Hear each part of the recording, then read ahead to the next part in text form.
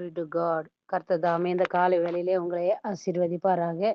Voice of good shepherd மூலம் தேவனுடைய வார்த்தையை நாம் கவனிக்கலாம். என்னாகமம் 22ஆம் அதிகாரம் 28ஆம் வசனத்திலிருந்து 34 வரைக்கும் நம்ம வாசிக்கல. சில வசனங்களை மாத்திரம் நான் வாசிக்கிறேன். இதுல இருந்து நம்ம பார்க்கலாம்.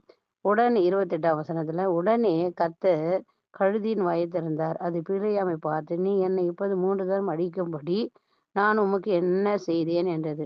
அப்போது பிலேயாம் கழுதியை பார்த்து, நீ என்னை பரியாசம் பண்ணி கொண்டு வருகிறாய். என் கையில் ஒரு பட்டயம் மாத்திரம் இருந்தால் இப்போது உன்னை கொன்று போடுவேன் என்றான். கழுதை பிலேயாமை நோக்கி, நீ என்னை கொண்டு காலம் முதல் இந்நாள் வரைக்கும் நீ ஏறின கழுதை நான் அல்லவா? இப்படி உமக்கு எப்போதாகிலும் நான் செய்தது உண்டா என்றது. அதற்கு அவன் இல்லை என்றான். அப்போது கர்த்தர் பிலேயாமின் கண்களை திறந்தார். வழியில் நின்று உருவின பட்டயத்தை தம்முடைய கையிலே பிடித்திருக்கிற கர்த்தருடைய தூதனை கண்டு தலை குனிந்து முகப்புற விழுந்து பணிந்தான். கர்த்தருடைய தூதனான அவனை நோக்கி, நீ உன் கழுதை இதனோட 3 தரம் அடிக்கிறது என்ன? உன் வழிக்கு மாறுபாடா இருக்கிறதினால் நான் உனக்கு எதிராக புறப்பட்டு வந்தேன். கழுதை என்னை கண்டு இந்த 3 தரம் எனக்கு விலகிற்று. எனக்கு விலகாமல் இருந்தாலும் இப்போது நான் உன்னை கொண்டு போடுவேன், கழுதையை உயிரோட வைப்பேன் என்றார். அப்பொழுது பிலேயாம் கர்த்தருடைய தூதனை நோக்கி, நான் பாவம் செய்தேன். வழியிலே நீர் எனக்கு எதிராக நின்றதை அறியாதிருந்தேன். இப்பொழுது உமது பார்வை இது தகாததா இருந்ததனால் நான் திரும்பி போய் விடுகிறேன் என்றார். இதுல இருக்கிற கருப்பொருள் என்னன்னா நம்ம கவனிக்கலாம். பிலேயாம பாலாக் ராஜா என்ன பண்றாரு, இஸ்ரவேல் ஜனங்களை சபிக்கிறதுக்கு பிலேயாம அழைக்கிறார். இவர் கழுதை மேல போறாரு இஸ்ரவேல் ஜனங்களை சபிக்கிறதுக்கு. சபிக்கிறதுன்னா என்ன? நீ ஒன்று இல்லாம போகணும், அவங்க அவங்க ஒண்ணுமே என்ன பண்ணக்கூடாது, நல்லா இருக்கக்கூடாது அப்படின்னு பாலாக் ராஜாவுக்கு ஒரு கெட்ட எண்ணம். இது தெரியும். இவரு கர்த்தருடைய பிள்ளை. யாரு? பிலேயாம். ஆண்டவர் சொல்றாரு, நீ போகக்கூடாது, அவன் பொண்ணு வெள்ளி கொடுத்தா கூட நீ பண்ணக்கூடாது, போகக்கூடாது, என் ஜனங்களை சபிக்க கூடாதுன்னு சொல்றாரு. உணரணுமா இல்லையா? கர்த்தரே பேசுறாரு, உணரணுமா இல்லையா? ஆனா அவன் கேட்கலங்க. அவன் கொடுக்குற வெள்ளி பொண்ணு அதுக்காக ஆசைப்பட்டு என்ன பண்றாரு, போறாரு, கழுதிய கூட்டிட்டு போறாரு. கழுதை மேல நல்லா சவாரியா போறாரு. அப்போ கர்த்தர் முதல்ல என்ன பண்றாரு, கழுதியின் வாயை திறக்கிறாருங்க. கழுது வாயை திறந்து என்ன பண்ணுது, அது பேசுது, படுத்துக்குது, அடிக்கிறான், 3 தரம் அடிக்கிறான், அது படுத்துக்குது. அதுக்கப்புறமா அது என்ன பண்ணுது, பேசுது. பேசின உடனே கோவம் வந்துடுச்சு. யாருக்கு? பிலேயாமுக்கு. உனக்கு கத்தி இருந்த வெட்டி இருப்பேன் அப்படின்னு சொல்றாரு. ஆனா பாருங்க, இஸ்ரவேல் ஜனங்களை நீ சபிக்க போகக்கூடாதுன்னு அந்த கழுதைக்கு கர்த்தர் முதல்ல காண்பிச்சாருங்க.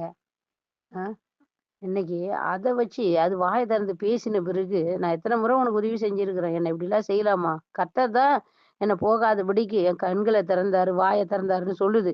அதுக்கப்புறம் அவன் புத்தி தெரிந்து 32ஆம் வசனத்துல, கர்த்தர் தூதர் அவனை நோக்கி 31 அப்போது கர்த்தர் பிலேயாமின் கண்களை திறந்தார்.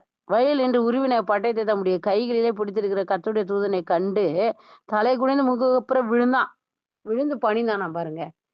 அதுக்கப்புறம் புத்தி வந்துச்சுங்க. யாருக்கு? பிலேயாமுக்கு. முதல்லயே சொன்னாரு, தெரிஞ்சிருக்கலாமா?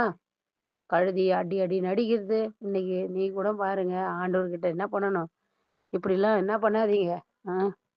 ஆண்டவருக்கு விரோதமான நம்ம சகோதரா இருக்கட்டும், சகோதரியா இருக்கட்டும், இல்ல சொந்த பந்தங்களா இருக்கட்டும், நமக்கு விரோதமாக போய் சபிக்க சொல்றாங்களா, அடிக்க சொல்றாங்களா, மந்திரம் பண்ண சொல்றாங்களா, நீ போய் செய்யாத, அது பொருள் எடுத்துட்டு வராத. ஆண்டவர் பாருங்க, கழுதியின் வாயை திறந்தாரு, பேசிச்சு.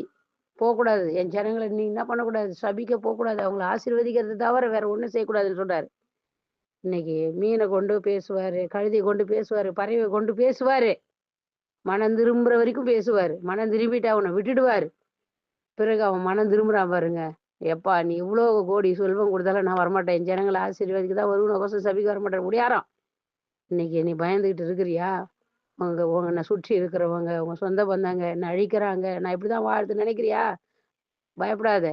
கர்த்தர் கழுதி வாயை திறந்தது போல பிலேயாம் கண்களை திறந்தாரு, கழுதியின் வாயை திறந்தாரு. இன்னைக்கு உனக்காக யாரா கழுதி ஏற்படுத்துவாரு, வாயை திறந்து பேசுவாங்க. அப்போ உன் கண்கள் என்ன பண்ணும், திறக்கப்படும்.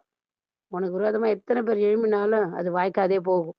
அதனால் பயப்படாத. இந்த நாள்ல இருந்து கர்த்தர் உன்னோடு கூட இருப்பாராக. நம்ம ஜெபிக்கலாம். எங்களை அதிகமா நேசிக்கிறீங்களா அன்பின் தகப்பனே, ஏசப்பா, சொல்லப்பட்ட வேத வசன பிரகாரம் கழுதின் வாயை திறந்து இஸ்ரவேல் ஜனங்களை சபிக்காதபடி நீங்க பாதுகாத்தீரே. அப்பா, ஸ்தோத்திர ஸ்தோத்திர ஸ்தோத்திர. அப்பா, இஸ்ரவேல் ஜனங்க நீ பயந்து கொண்டிருக்கலாம். ஆண்டவராகிய இயேசு கிறிஸ்து பிள்ளைக்கு பயந்து கொண்டிருக்கலாம். அவர்களுக்கு விரோதமாக எழும்புகிற எல்லா ஆயுதங்கள் வாய்க்காதே போக பண்ணுங்க. இதை கேட்கிற ஜனங்கள் மனம் திரும்பட்டும். ஆண்டவரே, யார் மூலியமாவது நீங்க எங்களை தப்பு வைக்கிற தேவனா இருக்கிறீங்க அப்பா. ஆண்டவரே, இந்த நாளிலிருந்து பிள்ளைகளுக்கு இருக்கிற பயங்கள் எல்லாம் எடுத்து போடும். சாபங்கள் எல்லாம் முறிந்து போகட்டும். ஆசீர்வாதமா வைப்பீராக. உமக்கு விரோதமாக எழும்புகிற எல்லா ஆயுதங்களும் வாய்க்காத போகிற தேவன் அந்த பிள்ளைகளோடு கூட இருக்கிறீர். இயேசுவின் நாமத்தில் நான் ஆசீர்வதிக்கிறேன் நல்ல பிதாவே. ஆமென். God bless you. கர்த்தர் உங்களை ஆசீர்வதிப்பாராக. ஆமென்.